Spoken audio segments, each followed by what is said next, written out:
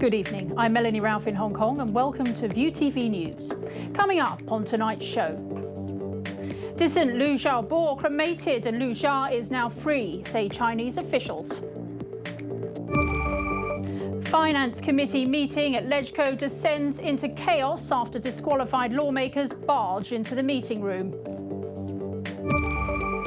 And Star Ferry raises its fare the first time in 5 years, with prices going up by nearly 9%. Now we begin with a vigil here in Hong Kong tonight to mourn Chinese dissident Liu Xiaobo. Dressing in black or white, participants held white roses and candles as they held a silent prayer for the late activist at Chater Garden. They then read out Liu's essay, "I Have No Enemies." Afterwards, the protesters marched to the central government's liaison office demanding the release of Liu's widow, Liu Xia. Liu Xiaobo was cremated this morning in accordance with his relatives' wishes and local customs. That's according to local authorities who said Liu's wife is now free. Images released by the city government showed Liu Xia and the dissidents' family members standing in front of Liu's open casket. Liu Xia, who clearly looked distressed, was comforted by her younger brother.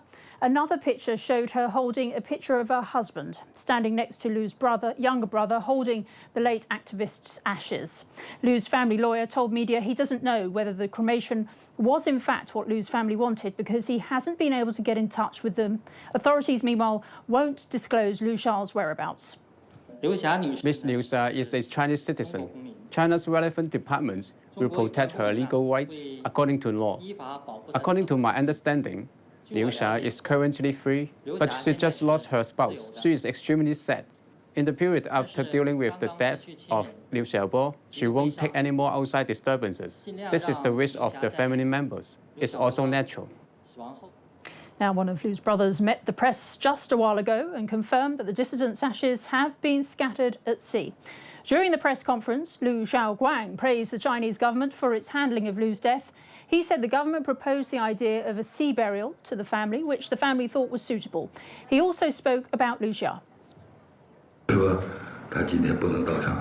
Ms. Liu Xia is not able to come over in person due to her very weak condition, and maybe he will just receive some treatment in the hospital later because she is in great sorrow.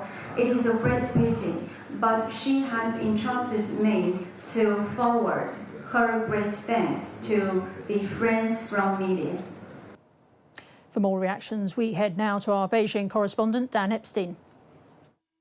It was a small ceremony attended by his wife, his brother, as well as his wife's brother. And according to a statement released by the local information office, they said many of his friends were also in attendance. But if you speak to any other fellow activists who looked at pictures of the event, they'll say that they recognize hardly anyone there, and it's far more likely that there were plainclothed police officers.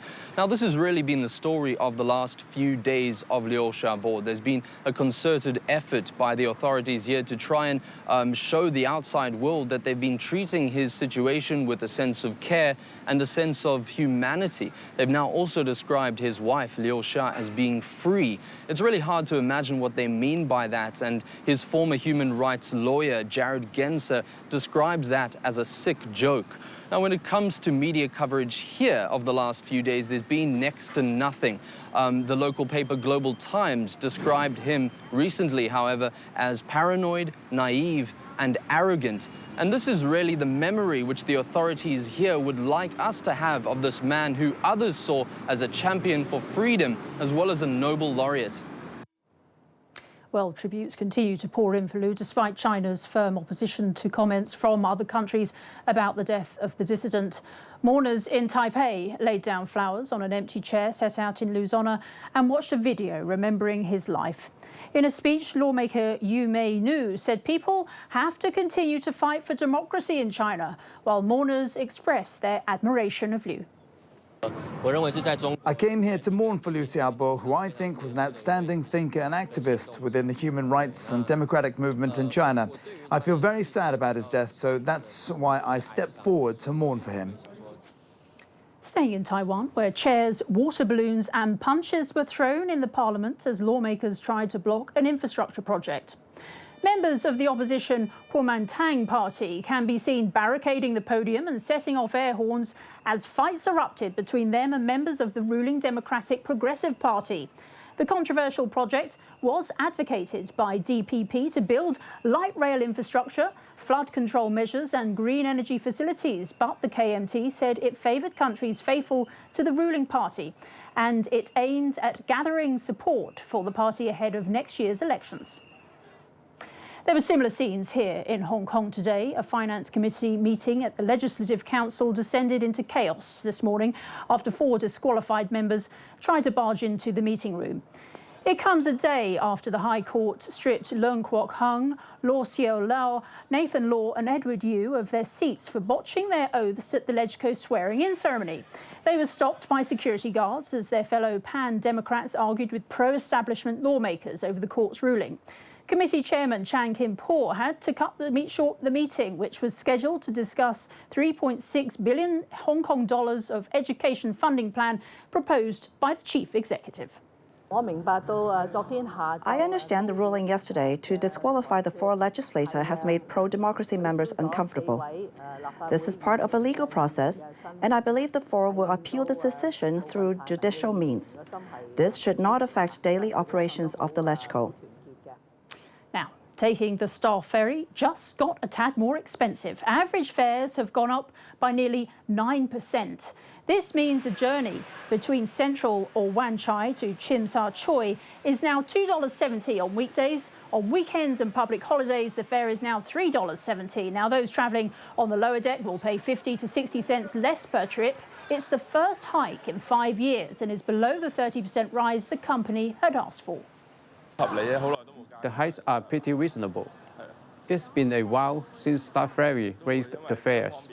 The service is very good and there are many tourists who take the ferry to enjoy the view, so I think the hikes won't stop people from taking the ferry.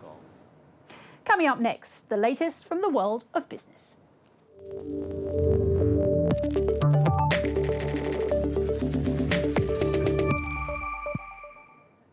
Now we kick things off with a look at overnight market action on Wall Street. US stocks rose as earnings seasons kicked off, while soft economic data spurred the advance. Julia's Sun reports. The Dow and the S&P 500 hit record highs after weak economic data dulled perspectives of more interest rate hikes this year. Data showed consumer prices were unchanged in June, and retail sales fell for a second straight month. That could mean low inflation and weaker economic growth in the second quarter. Earlier this week, the market rose after Federal Reserve Chair Janet Yellen said future rate hikes could be gradual if inflation stays low. Kevin Kelly of Recon Capital. Is that we're in a low interest rate environment and we are going to be there for longer. So I think people are starting to understand that earnings are worth more in a low interest rate environment. It just has to do with the cost of capital. So if you're not getting returns in the bond market, you have to go somewhere else to get returns, and those returns are worth more. 3 big banks kicked off the earnings seasons, and they were the day's biggest drags. JP Morgan Chase reported a better-than-expected quarterly profit, but gave weak forecast. Shares of Citigroup and Wells Fargo also fell, despite reporting profits that beat analyst expectations. For the week, U.S. indices were higher. In Europe, stocks closed in the red. Staying with the US economy now, and retail sales unexpectedly fell for a second straight month in June, down 0.2%. The reading points to tame inflation and soft domestic demand, diminishing prospects of a third interest rate increase from the Fed this year. However, the economy likely regained speed in the second quarter after a sluggish performance at the start of the year. Other data on Friday showed industrial production picked up in June, driven by a surge in oil and gas drilling.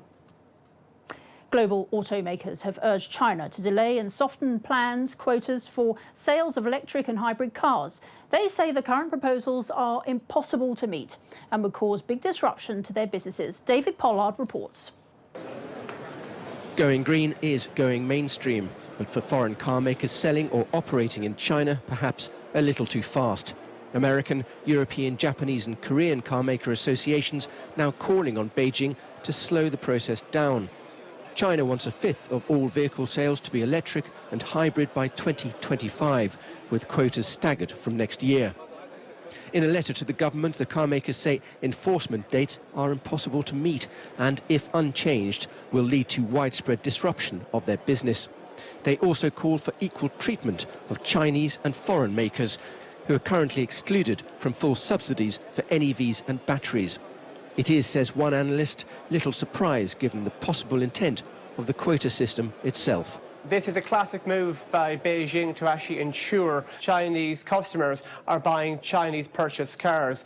This is very much a protectionist decision by Beijing. The ball is very much in their court. Volvo Cars is taking a bold step forward. Chinese-owned Volvo pledged this month to make all its new vehicles fully electric or hybrid by 2019, a move seen as putting it in direct competition with Elon Musk's Tesla. Elsewhere in the auto industry, and Daimler hit back at a German government committee investigating whether it had sold cars with excessive emissions. Daimler says it hasn't broken the law. The car maker was summoned for a meeting to address allegations it sold more than 1 million cars with excessive emissions in Europe and the US.